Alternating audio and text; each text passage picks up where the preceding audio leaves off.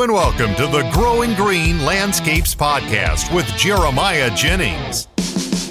While still in his early 20s, Jeremiah already runs a successful six-figure lawn maintenance company. Listen in as he and his guests share the things that have brought them success that can help you in your business. As a young entrepreneur in the green industry, Jeremiah emphasizes the tips and tricks involved in running a lawn maintenance business while discussing the principles applying to all small businesses. If you're wanting to grow, become profitable and professional, you're in the right place. And now, here's your host, Jeremiah Jennings. What's going on, everybody? Thanks for tuning in to another episode here on the Growing Green Landscapes Podcast. This is your host, Jeremiah Jennings. Thank you all so much for tuning in to another episode today. We are so excited to be coming to you today with another guest interview. We have Zach Kallman from Z Green Landscapes out of Georgia. He is not too far down the road from us. You're at the foothill of the mountains, right? Kind of where Paul Jameson is. Yeah, we are located in Forsyth County, Georgia, North Forsyth. We're about an hour, a little over an hour from the North Georgia mountains. Awesome, man. Well, that means we were talking about some weather earlier before we record, and just kind of similar climates, and we're dealing with rain down here in the south. We got a lot of storms rolling through, so we were talking about it's hard to work in this weather. We hadn't gotten much work done, but we said, hey, let's bang out a podcast on Friday morning here because it's just a good time to get some other stuff done. If you can't go out and generate revenue in your landscaping business, let's just do some other stuff. Let's record a podcast. And so let's create some more content for all you guys out there listening. And I am super excited to be doing it this morning. It is This is New Year's Eve, actually. I didn't even realize that. It's New Year's Eve. Yeah, man. The last live episode of 2021. That's crazy. I can't believe we're already to that. I started this podcast back in June, and it's crazy that we're already coming to the end of the year here. I literally did not even realize that. That's crazy. But I'm excited for what we got coming down the pipe in this show. It is going to be a fun one. Zach, you have a really interesting business there. He's definitely learning and growing, and so I'm excited to get into it. I think you guys are going to get a lot out of it. Let's just kind of hop right in, man. Tell us about how you got into the business, how you got started, and then we'll kind of just go from there. So, basically, Jeremiah, so I was in either the fourth or the fifth grade. Just like any kid, that young, he wants to, I guess, have a side hustle just to, make an extra buck. So I, thought of starting a little lawn care business. And so my grandfather was a mechanic, and my cousins had this beat up old Murray riding lawnmower, and him and I rebuilt half the engine. And that's what I started with. I had that. I had a little wagon to pull behind it, my little gas-powered handheld blower, and a push mower. And back in the day, I would drive it all throughout my parents' neighborhood and asking people to cut their yards. And it was actually a huge success. I was excuse me, I've had some allergies, but it was actually a huge success. I did pretty well, and at the start of it, I wanted it to just be a just a thing that I didn't really know if I was gonna get into it or not, but I actually liked it. And then when I got into middle school, my father high school, when I was going into high school, my father, bought me one of those walk behind Bluebird core aerators. And he actually bought it from the Home Depot rental department. It was a rental. And that was when I was a freshman in high school, was 2007. And I still have that aerator, and it's, running strong. I put a new carburetor on it, and I do aerating with it. And just when I got to high school, I've, felt like, this is what God wants me to do because I'm so passionate with it. And this is what I want to pursue my career in. So I went to ABAC, or Abraham Baldwin Agricultural College. It's in South Georgia. It's a little town called Tifton. It's about a little over an hour south of the Georgia-Florida line, and I have a bachelor's degree in horticulture. So today we do stuff like full service. We do a little bit of landscape design, a little bit of everything. So that's, basically my story of how I got into the landscape industry. So you got into it as a kid, and you kind of worked your way. You got the aerator and stuff, but that's not. From what I understand, that's not what you haven't been doing it for the last 10 years or however long it's been. You kind of took a different detour, and then now you're coming back to it. So what did you do? What did you go do, and then how did you start your company now? What made you get back into what you're doing now?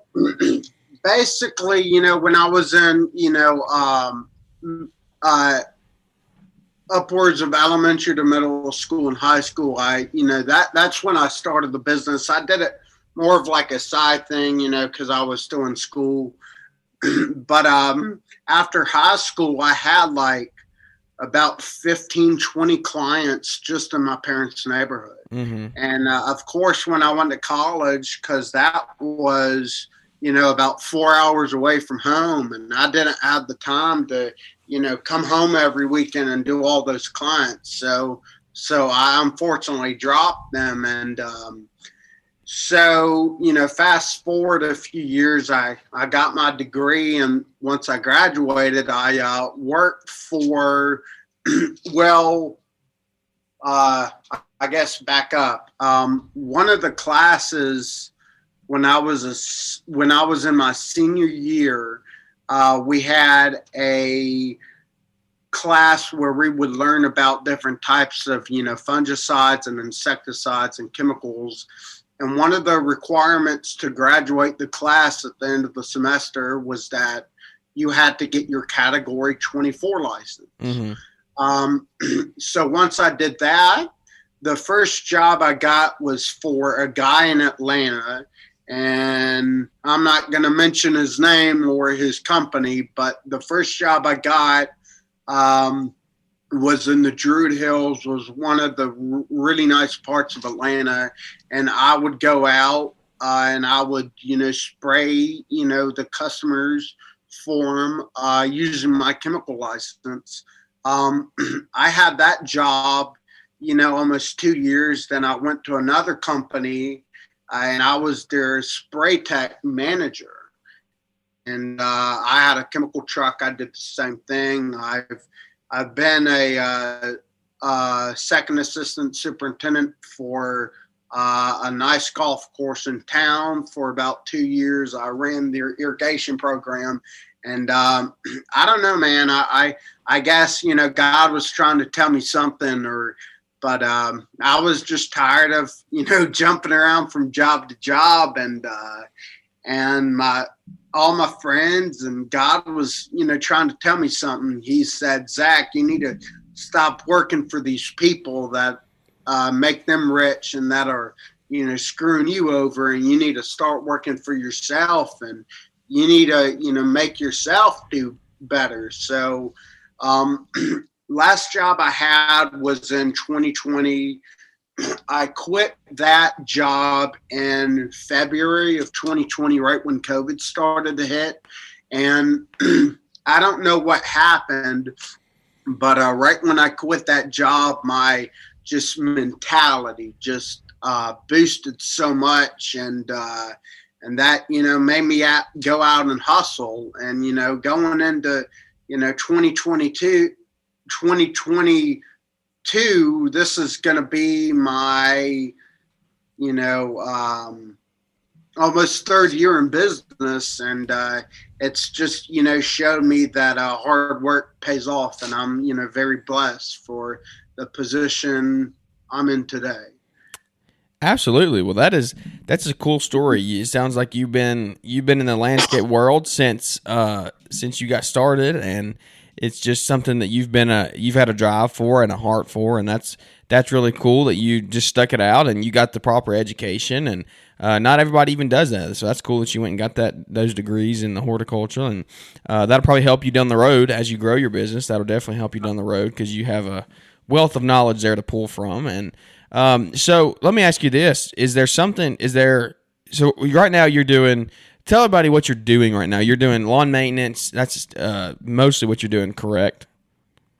Yeah, Jeremiah, that's correct. So when I talk about, lawn maintenance, I consider us a full service company. So basically what we do whenever we go out to service someone's yard, we, mow the grass, of course, trim, edge, blow, we trim bushes and spray weeds in the flower beds.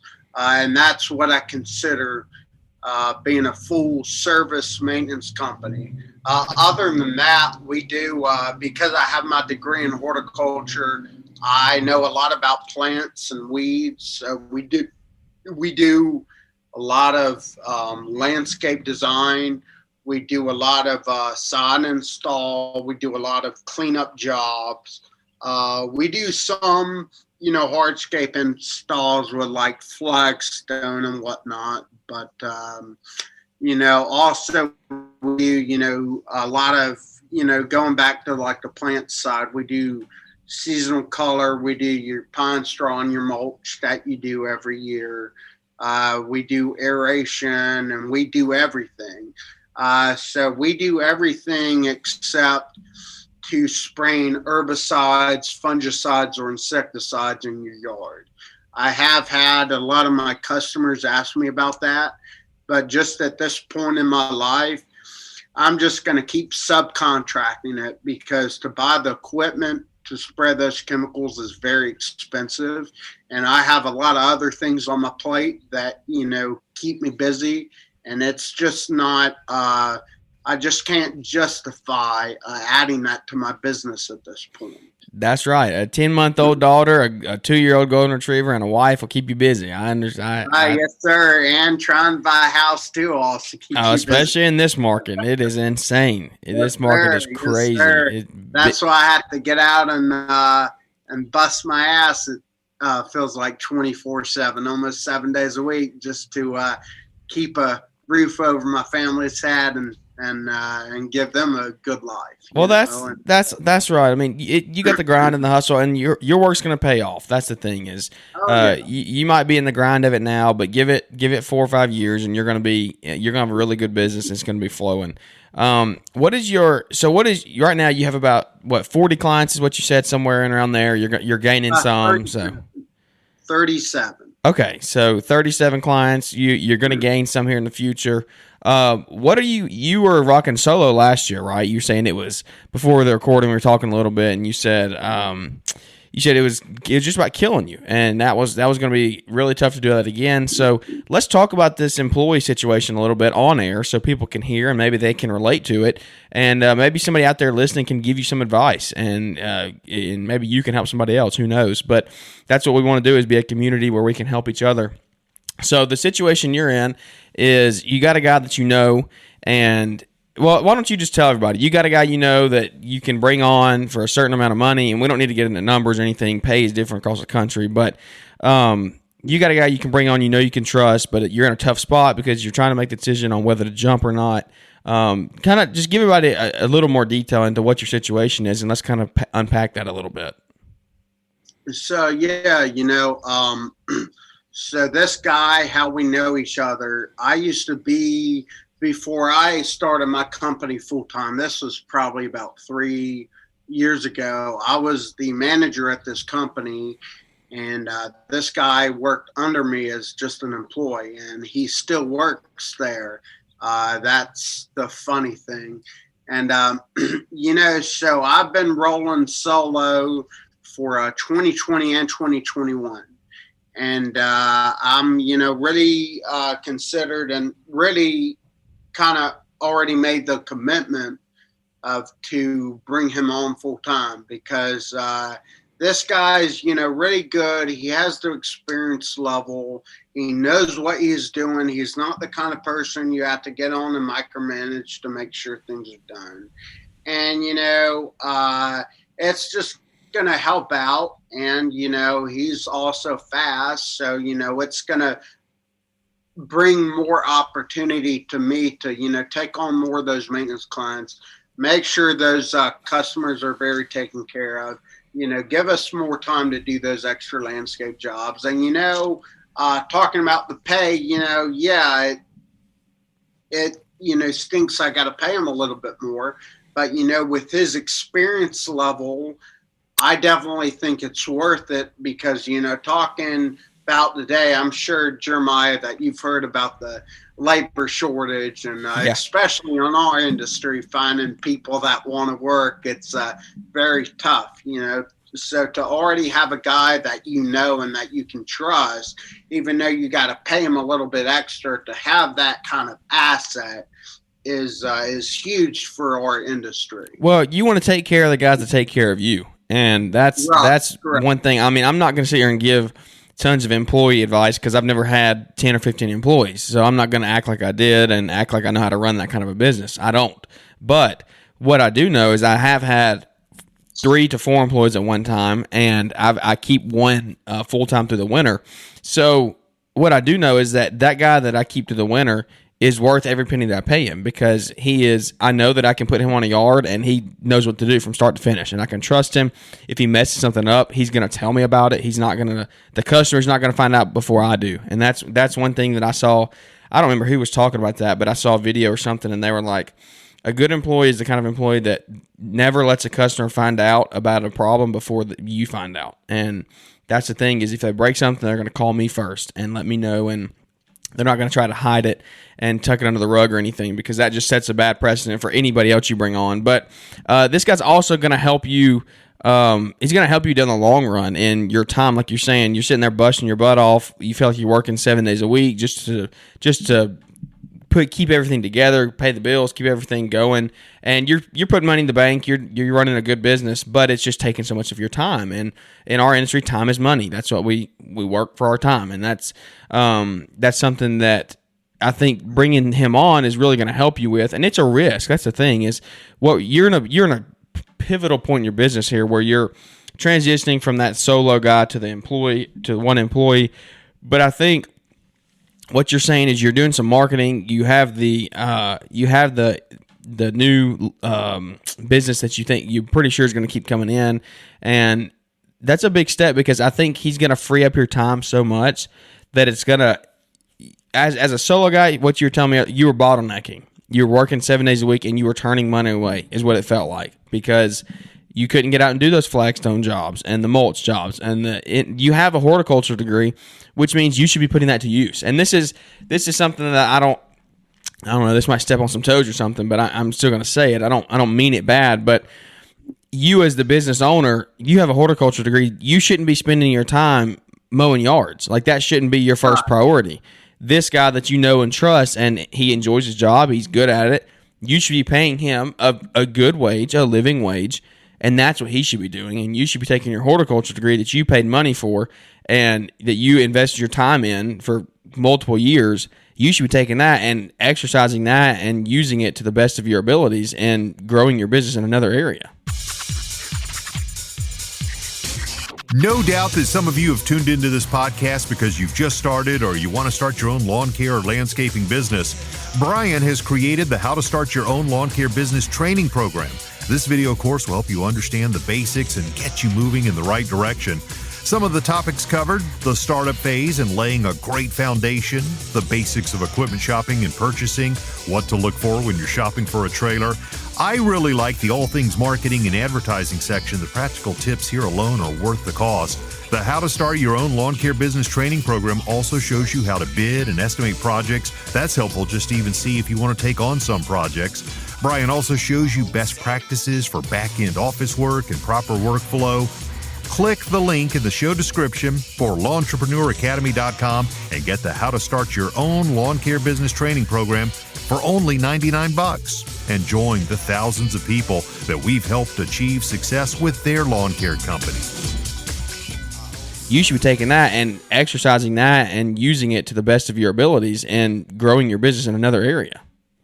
Well, Jeremiah, talking about that, and that's a great point you bring up, because going back to the thing about the honesty, honesty for me is definitely key. And, for all you guys out there, whether you have a business like me and Jeremiah, or whether you're, working at a job, and you're, trying to do it part-time and you're trying to make that jump, just make sure before you make that jump to, hire an employee or like run your business full-time, just, make sure that you can trust them, because, especially for me, I'm very OCD about how I take care of my equipment.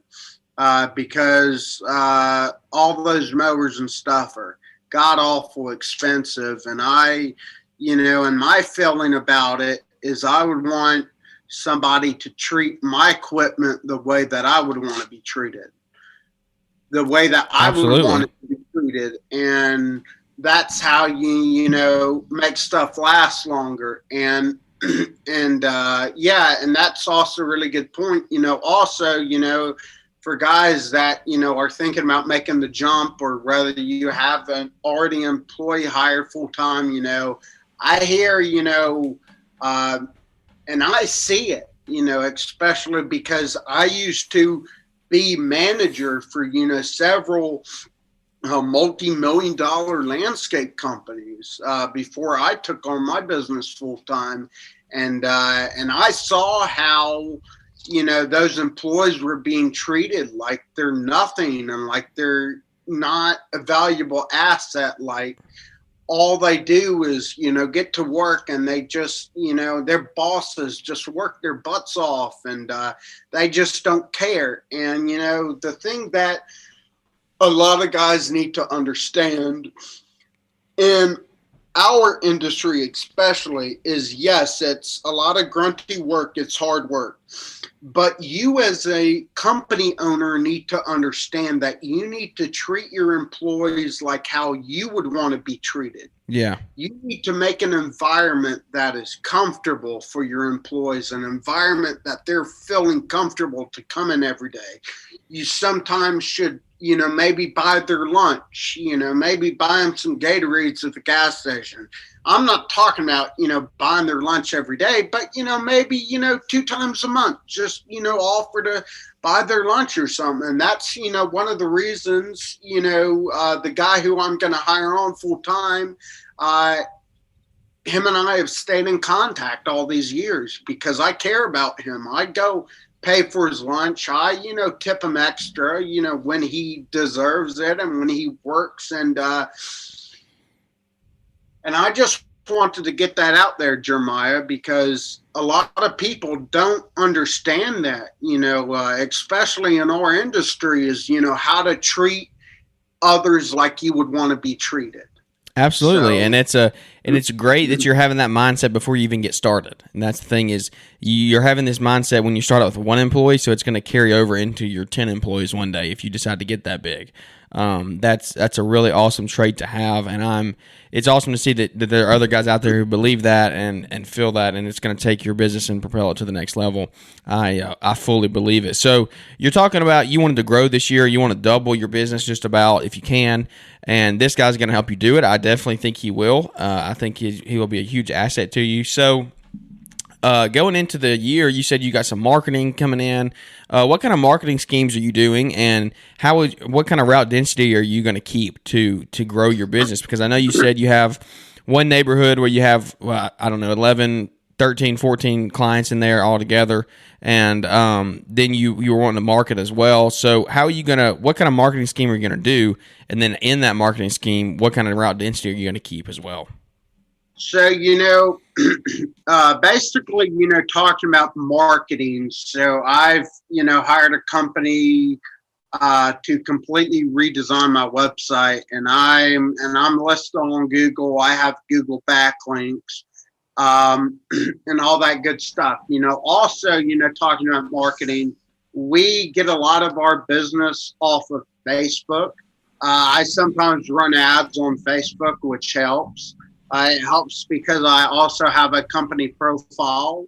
And it also helps, a good thing I wanted to talk about was, not only Facebook reviews, but Google reviews.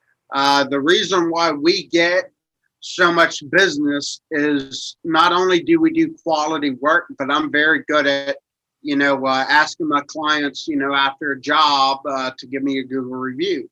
And that's what helps you rank on Google. Now, of course, there's, several other things that, contribute to ranking on Google, like Google backlinks and how, what kind of platform your website is set up and all that stuff. But, reviews have definitely, really helped for us. And it's also just word of mouth. And also, when you're doing the work, make sure you know what you're doing, be honest, make sure to be with the customer, 110, 120% from start to finish. Make sure to do good work, guys, because the more good work you do, the more you're going to get, not only get clients to refer you to their neighbors and other friends, but you are going to get callbacks. And that's a majority of my business is we get a lot of referrals, and we also get a lot of callbacks because, not only are we licensed and insured, which is a huge thing, but like I said, earlier on, the quality of the work that is being done, the customer service, how you present yourself to the customer, how your attire is being worn, what kind of truck you pull up in. All of that stuff, guys, contributes to factors of you, getting more business. And I just wanted to get that out there. Now, talking about route density, and I had to learn this the hard way, and I, finally picked up on it because I've had, people, friends, my father, which has been a huge asset to my business. He's helped me out a lot. He, all my life, he's taught me about route density, and I never listened. So I, finally understood that. And what I think is route density, like I said, over in my parents' neighborhood, I have 11 or 12 houses. I have a neighborhood right down from them. I have 4 houses in the same neighborhood. I have 3 right side by side each other. Talking about route density, that's, I honestly think, is the best way to do it because, think about it. The more tidy your route is like that, and the closer your houses are, especially if, 3 or 4 of them are in the same neighborhood right across the street. I have several of those. Not only the faster you're going to get it done, you're going to save a lot of gas because you don't have to drive anywhere. You're going to save a lot of window time. Oh yeah, absolutely. Route density. That's not even a question. That is something that is definitely needs to be taken into account and should definitely be. You should definitely be implementing that in your business. That's not even a question because everybody hears route density. It's a huge thing. You should all be doing it. But for you, especially like as you were a solo guy, having tighter routes really helps you out because one guy, you can only do so many. So if you have them like that, 3 side by side, you can just park the truck and boom, boom, boom. Oh yeah, do all definitely. Those. And then even getting this new guy, if you decide to let him go on his own one day and you go do another landscape job, tighter routes means he knows where to go, he knows where to be, less driving and all that. Well, talking about, earlier in the conversation, and I'm glad you brought that up again. Earlier in the conversation, you said about hiring him and stuff, and that's exactly what I want to do. I understand for, 2022, maybe going into some parts of 2023, that it's going to be him and I in the truck. I'm still going to be doing manual labor. And you know what? I'm honestly perfectly fine with that. because I've just always enjoyed doing that, getting out there and, playing in the dirt, getting my hands dirty. But, definitely going back, one day, hopefully in a few years, I do want to have enough revenue coming in where I can have him and, possibly hire another guy and maybe even have a second landscape crew. All they do is go out and I just ride around in the truck all day, or sit in the office, trying to get more work for them, trying to tackle on these bigger jobs and stuff and, checking up on them. And that's where I, really want to get to because, especially with having a 10-month-old kid and wife, I've already paid my fair share, and doing the grunt work and stuff. And I don't, be expecting to do that all of my life, but you have to start out somewhere and you have to put in forth the effort if you want to grow. Absolutely. That is 100% the case. And I think it's going to benefit you that you have done all that. And you worked as a manager, so you know what that is like of leading other guys. And I think that's going to really help you grow and even expand into other teams if you decide to go that route. Because let me ask you that before we just keep, hitting around it. What is your goal? Where do you want to be in 4 to 5 years? Do you want to have 3 or 4 multiple crews, or do you want to keep a smaller business? What does that look like for you? So, talking about, the size of my company, I've gone, back and forth, had a lot of conversations about this. My version of a company is, making a very comfortable living, especially for my family, to honestly, the size that I would probably, the biggest I would want my company to ever do is probably about 3 to 4 landscape crews and then have an install crew, to be honest. Because I heard on your podcast the other day, interviewing Alex with Trifecta and knowing how huge his company is, how many guys, he has, 19, 25 guys at one point. And I could only imagine having a company that size. And yeah, the money, with having a company that size is great. But you also have to realize that money isn't the most important thing in the world. No. Okay. And with, making more money and having that many employees comes with that many more headaches. And just for you to just drive yourself crazy. To be honest, in all reality, Jeremiah, to, really have a company like that. And I listened into y'all's podcast. He said he has a sales manager and all these managers because, you have to think to have a company that size with, 25 to 30 employees generating that much revenue, you can't expect to just have you and an accountant and then employees to do it all by yourself. Once you have a company that big, you have to hire sales managers and account managers to take care of all that for you. And that just turns into more headaches and more headaches. So I think in reality, I would probably want 3 to 4, maybe 5 maintenance crews and 1 install crew. And that would make me comfortable. I'm not trying to be a corporation. I'm not trying to be a, billion-dollar company. I'm just trying to take care of my family and live a comfortable life. Yeah. And be happy and live the American dream while I'm doing it. That's awesome. And I understand that totally. And there's 2 different ways to look at it. Because here's the thing is, I think what you were hinting at there is you were listening to Brian and Alex's podcast. I haven't had Alex on yet, but he's coming on. Brian and Alex. Yeah, no, you're good. I was confused. No, you're good. Alex, I hope to get him on here soon. But so I think his deal is, and you say headaches.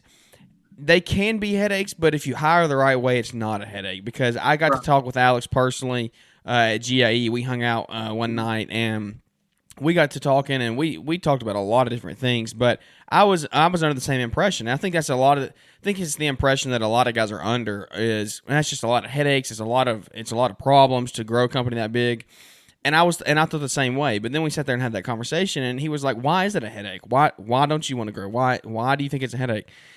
Alex was getting to go to GIE with 3 media guys, produce content.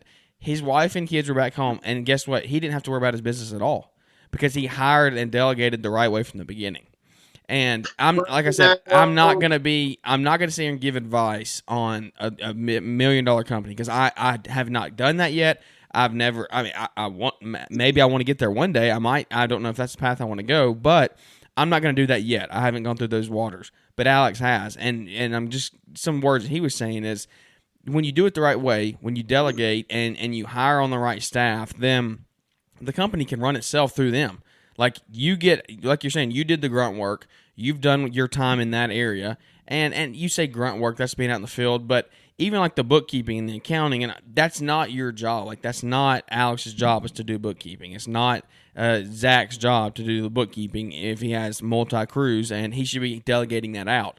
Once you get to that point, then the company can run itself without you even having to be there because you did the right things, you hired the right way, and so on so forth. And then you sell some work, you put a good name on the company, you uplift your guys, you be a good CEO, and you still work in the business, but you're not having to literally be there and coddle everybody every step of the way. And it's not like you have a million little headaches because you hired the right way from the beginning. So is there a big step along the way that I think you go through some headaches and stuff? Probably. I mean, that's what I would have to guess is, as you grow, there's going to be headaches along the way. There's going to be problems. There's going to be things that hold you up and cause issues. But once you break through that barrier and get to that next level, then I think it would be a really good company to have. So there's a lot of different things to go into it, but what are your thoughts on it?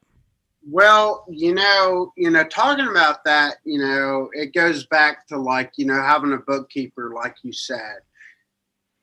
That's not your job. You as a company owner, you have a lot bigger fish to fry than just worry about, keeping all your books. That's why they have designated people for that. Correct. Your job as a company owner is to go out and hustle and get more and more business. Let someone else do that. Take, Paul, for instance, or Caleb and Brittany Allman.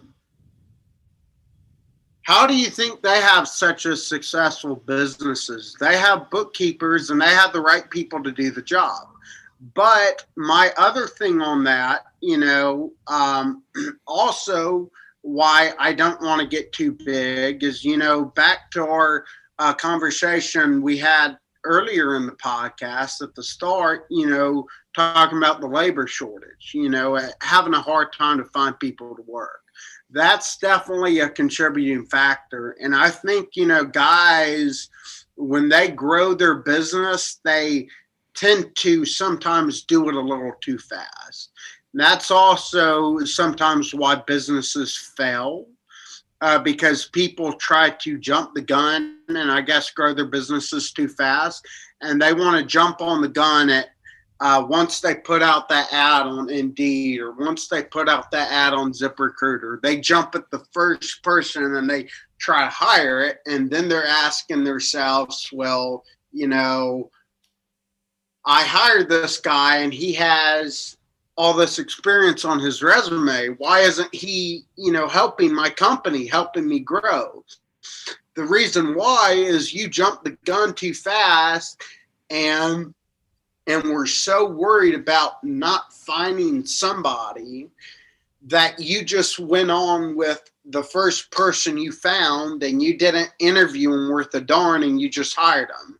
And that's, one of the other problems, today is with, and I'm not trying to, hate on anyone. And I'm not trying to say, all companies, but some companies, that's, their problem because they don't spend time, interviewing the candidate for the job. They just bring them on because they're, in need of labor because of the labor shortage going on right now. and uh, and that's what bites them in the butt. So I guess it's also a patience thing, and it's a learning process as well. Yeah, for sure. There's a lot of different things that go into it. You don't want to grow too fast, but there is a time when you're growing, you don't want to stop either. So you just have to hire the right way. You just got to do it the right way, and that's the thing with today's. I don't know, the things that are out there today for everybody to be able to take in, and all the knowledge and advice that's out there that's free. There's enough things to teach you how to do it the right way, and you should just all be self-educating to on whether or not you want to grow, or employees, or whatever the case is. There's plenty of advice on it. So let me ask you a few more questions here before we wrap this thing up. We're already hitting 40 minutes. This has been a really fun episode. What makes your business unique? You said you are a solo guy. You got 37 yards. You're getting into it. You're growing.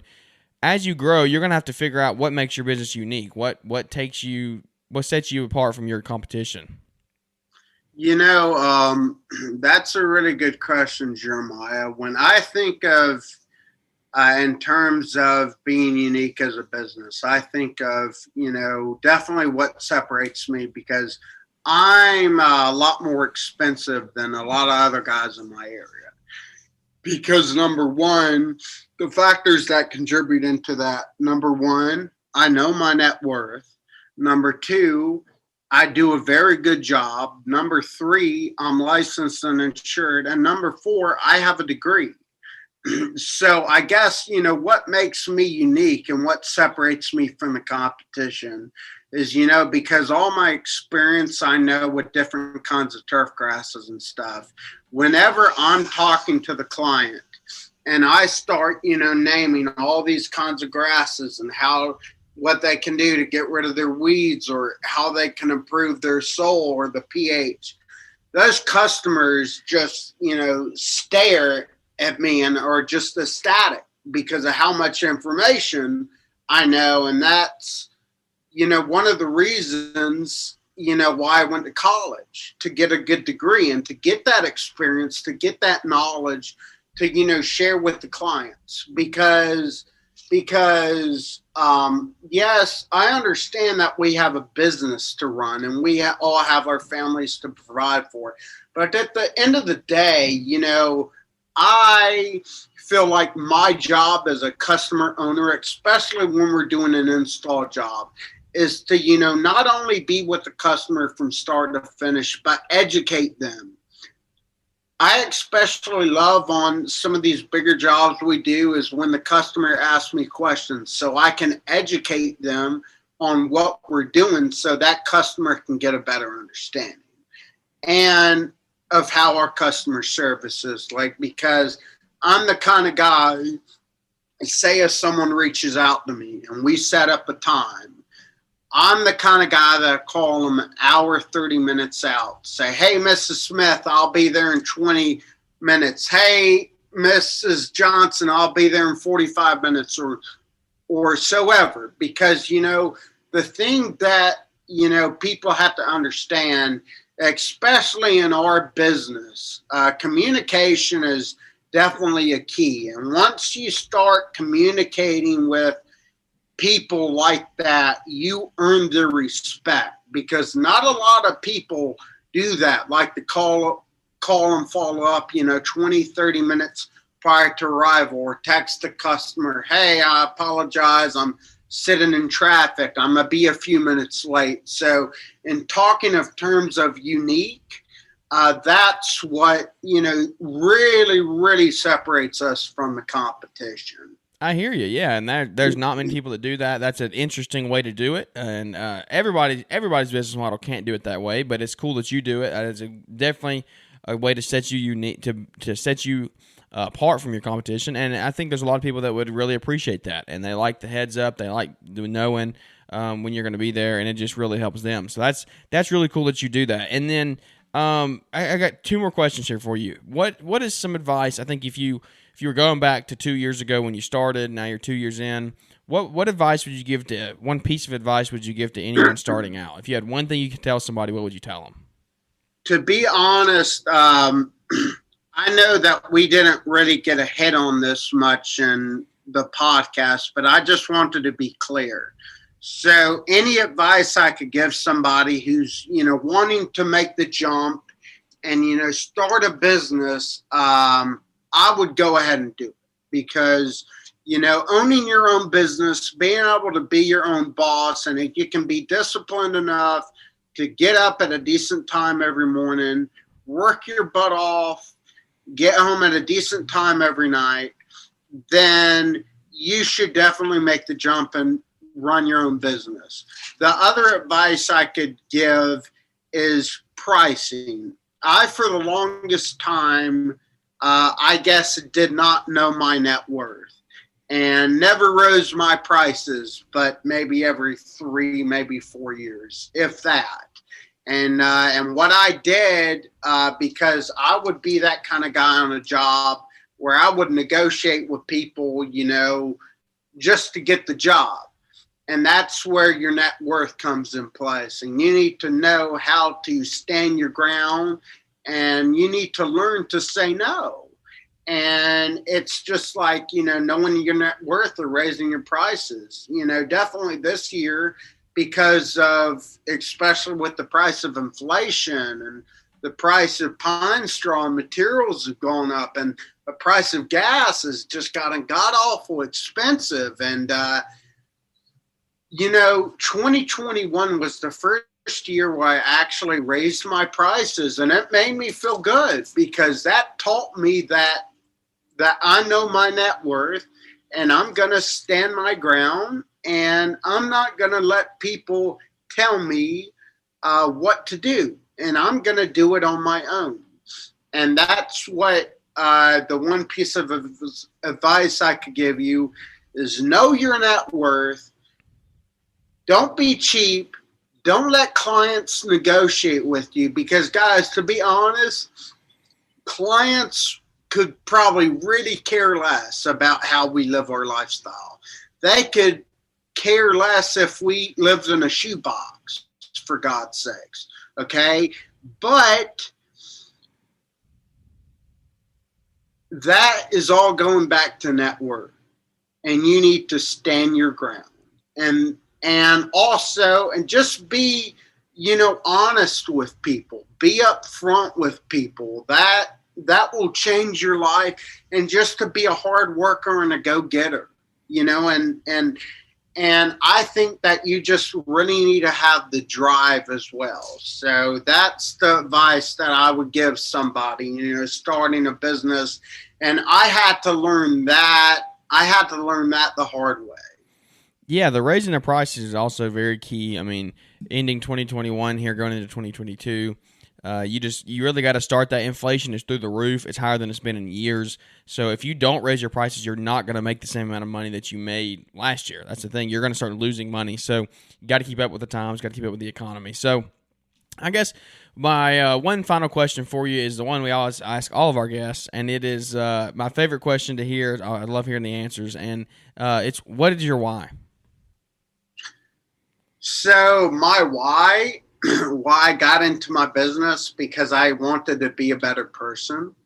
That was really my why, because I didn't want to spend the rest of my life in some corporate job, going to a job every day that I hated and make my boss rich, where I could go out and be doing the same thing and making myself, happy, and me living the American dream, and just, being able to take care of my family, just being able to take care of your family and provide and do it all on your own and being your own boss, that makes you feel like $1 million. And, definitely being a follower of Christ, God has really blessed my business, Jeremiah. And that, and I honestly wake up every day and I feel like $1 million. And that's my why. And that's why I wanted to get in business for myself, because I was tired of being told what to do. I'm going to be completely honest. I don't do very well working for people. I like to do things my way, and I like to do them the right way. And I wanted to just better myself, and I wanted to make a change, you know? Yeah, that's a great answer. That everybody's just always different. There's always a different answer for it, and that's a really good one. So it's unique, and I like it. I love hearing the variety of answers there. Well, man, I really appreciate your time and coming on the show today, especially spending your New Year's Eve with us. I hope y'all have a great day out where you are. I know we're getting rain, and so can't get much work done. But where can everybody find you on social media if they want to look you up and connect with you? So we are on Facebook and Instagram. Instagram is Z Green Landscape, and Facebook is Z Green Landscaping. And you can also find us at our website at zgreenlandscape.com. Also, if you go to our website, instead of remembering to type in our social media, there is a link to our Facebook and Instagram site on our website. I apologize, Jeremiah. I'm not as high tech as you, Paul, or Brian. I don't have my own podcast or YouTube channel yet. No, it's not for everybody. Hey. So hey, I'm still figuring it out. I'm a rookie. I don't know hardly anything. I'm just here having fun, hanging out with people. So there's nothing special about it. I'm just having a good time. So, well, that's cool. Everybody go check Zach out on social media. You can find him where he told you there on Instagram and Facebook. We'll put those links in the show notes today if you want to go click on those, and they'll just take you right to them. So I would like to thank everyone for listening and tuning in, and this has been a really fun episode. We're closing out 2021 with a bang. Thank you so much for coming on today, Zach, and I hope you have a great day where you are. Happy New Year, Jeremiah, and Happy New Year, everybody. Happy New Year to you as well. So, guys, thank you so much for tuning in. If you would, leave those ratings and reviews. Those really help us, boost us in the rankings, get us out there to a bigger community so we can grow this community one relationship at a time. That's what we always like to say here. So, thank you again for tuning in, and I hope you all have a great day, great New Year's Eve. Well, New Year's Eve is going to be over with by the time you're listening to it, but hope you're having a great start to your new year. Y'all have a great day. We'll talk to y'all here on the next episode. Thanks for tuning in to the Growing Green Landscapes podcast. We know you have many other podcast options to choose from, and don't take it for granted that you chose to spend some time with us today. You can connect with Jeremiah Jennings at Growing Green Landscapes on Instagram or use the link in the show description. Don't forget to smash the follow button on the podcast and leave those 5-star ratings and reviews. We hope you crush it in your business and hope to catch you on our next episode.